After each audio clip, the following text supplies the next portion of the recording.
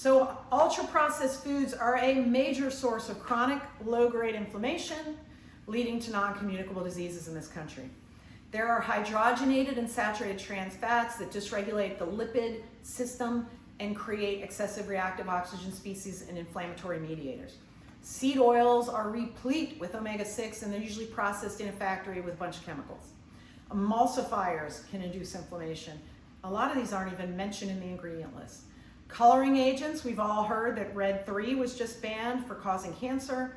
I'm not sure yellow 5 and blue 5 and red 40 are off the hook yet, remains to be seen.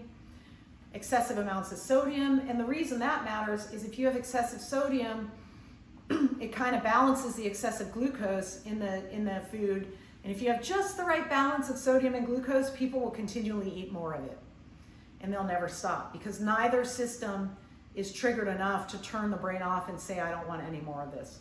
That's why the addition of glucose and fructose, as we said, in everything, and God forbid high fructose corn syrup, we're not going to go there.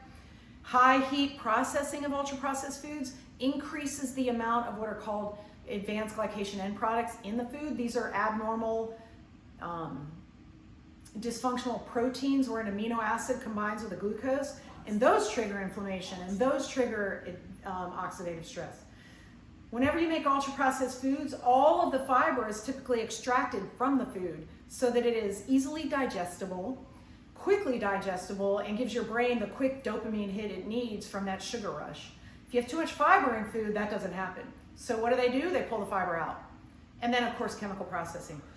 All of this happens in almost all of the ultra-processed foods we eat. So imagine the inflammation and oxidative stress that is causing with every bite.